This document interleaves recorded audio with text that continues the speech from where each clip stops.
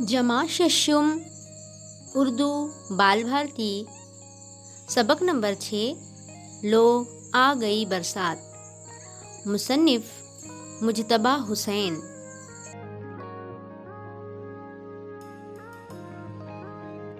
अस्सलामुअलैकुम।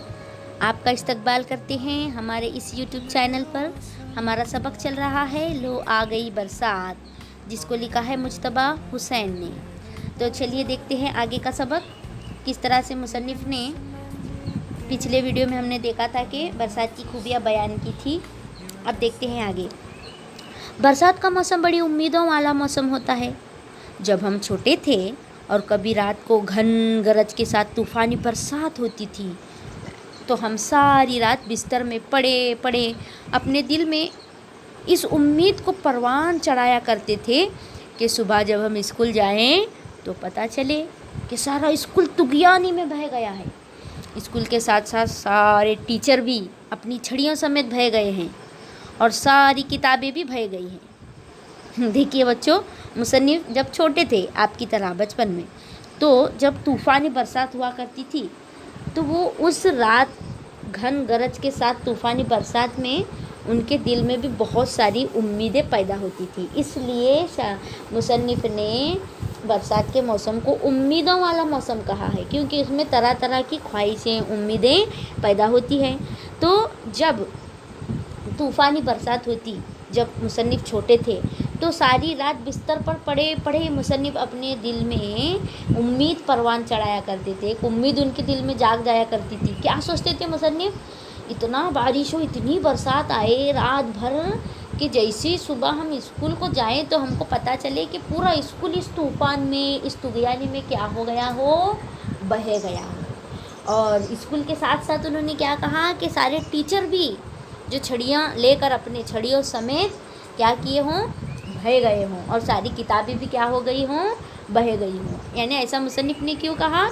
यानी बेजार आकर, कभी कभी कंटाला आकर जो है बच्चे क्या करते हैं, ऐसी बातें बोल देते हैं, लेकिन हकीकत में ऐसे होता है क्या? नहीं। यहाँ पर मजाक के तौर पर, क्योंकि हमने पहले ही देखा है कि मुसन्निफ मज़ा निगार हैं। मज़ा निगार यानी मज़ाहिया बातें करने वाले हैं, इसलिए उन्होंने मज़ाहिया तौर पर ये बात यहाँ पर बताई है कि स्कूल भी बह जाए, टीचर भी बह जाए, किताबें भी बह जाएँ।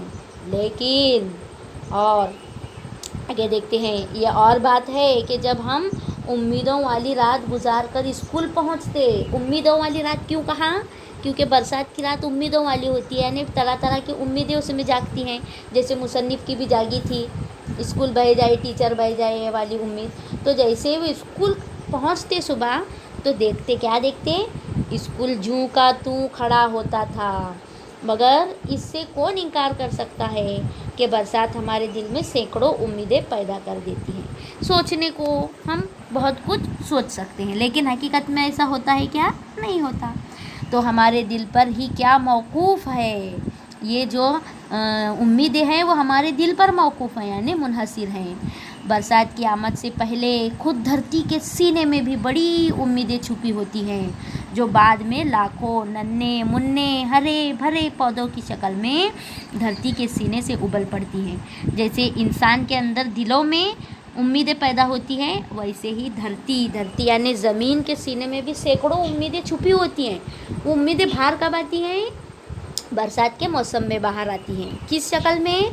ये नन्हे मुन्ने हरे भरे पौधों की शक्ल में, हरियाली की शक्ल में ज़मीन की, धरती की जो उम्मीदें हैं वो बाहर निकलती है। इसलिए मुसन्निफ ने बरसात को उम्मीदों वाला मौसम कहा है। बरसात के मौसम की एक खूबी ये होती है कि इससे बचने के लिए हर आदमी हर मुमकिन कोशिश करता है, लेकिन फिर भी इस कोशिश में हार जाता है। सड़क पर जिस किसी को देखिए, वो न सिर्फ रेनकोट में बंद होता है, बल्कि एक अदद छतरी भी अपने साथ रखता है, लेकिन फिर भी भीग जाता है। देखिए, एक खूबी क्या है कि हम बचने की कोशिश करते हैं कि हम बारिश से बचेंगे, रेनकोट पहनते हैं, छतरियाँ लेते हैं, हाँ, लेकिन फिर भी हम थोड़ा ना थोड़ा क्या हो जाते हैं, बरसात में भीग ही जाते हैं। इसलिए मुसन्निफ कह रहे हैं कि सड़क पर जिस किसी को देखिए, वो न सिर्फ रेनकोट में बंद होता है, यानी न सिर्फ रेनकोट पहना हुआ होता है, बल्कि रेनकोट के साथ साथ उसके हाथ में छतरी भी होती है ताकि वो भीगे नहीं, लेकिन फिर भी बरसात उसे क्या कर जाती है, भिगाई जाती है। बरसात के मौसम की एक और खूबी ये होती है कि इसमें आदमी दूसरे आदमी को पहचान नहीं पाता, क्योंकि सारे ही लोग रेनकोटों, टोपियों और छतरियों के नीचे छुप जाते हैं। अक्सर ऐसा हुआ कि हम मालिक मकान से अपने घर की छत की शिकायत करने इनके घर पहुँचे और वो हमारी नज़रों के सामने रेनकोट में छुपकर घर से बाहर निकलकर चले गए। और बाद में इनकी बीवी ने बताया, अभी जो साहब आपके सामने रेनकोट ओढ़कर गुजरे वो आपके मालिक मकान ही तो थे। यहाँ पर मुसन्निफ़ ये बताना चाहते हैं कि बरसात के मौसम की खूबी क्या है कि रेनकोट में रहने की वजह से एक आदमी दूसरे आदमी को पहचान नहीं पाता। सारे लोग रेनकोटों में छुपे होते हैं, टोपियों में, छतरियों के नीचे छुप जाते हैं, तो पहचान नहीं पाते हम। तो कभी कभी ऐसा होता था कि मुसन्निफ़ माली के मकान के घर पर जाते थे, क्या करने के लिए, उनके घर की छत बह रही है, ज़रा दुरुस्त कीजिए, ये शिकायत करने के लिए उनके घर जाया करते थे। लेकिन बरसात के मौसम में एक बार उनके मकान मालिक जो है क्या करते हैं, मुसन्निफ़ से बचने के लिए रेनकोट पहनकर उनके सामने से ही निकल कर चले जाते हैं। लेकिन रेनकोट में होने की वजह से मुसन्निफ़ उन्हें पहचान नहीं पाते और उनकी बीवी उन्हें बताती है कि आपके सामने से अभी अभी जो साहब रेनकोट पहनकर गुजरे थे वही तो मालिक के मकान थे। अब मुसन्निफ़ इसका बदला कैसे लेती है, देखिए। इसका बदला हमने अक्सर यूँ लिया कि जब मालिक के मकान हमसे किराया मांगने के लिए घर आते तो हम भी रेनकोट ओढ़कर इनकी निगाहों के सामने से फातिहाना गुजर जाते हैं। यानी बरसात के मौसम का फ़ायदा उठाते हुए मुसन्निफ़ क्या करते हैं, जब उनके मालिक के मकान उनसे घर का भाड़ा, किराया मांगने के लिए आते, रेंट लेने के लिए आते, तो वो भी रेनकोट ओढ़कर उनकी निगाहों के सामने से, नज़रों के सामने से ऐसे रफू चक्कर हो जाते, ऐसे निकल जाते, यानी फातिहाना, बिल्कुल फ़तेह होकर, यानी वो पहचान भी नहीं पाते उनको।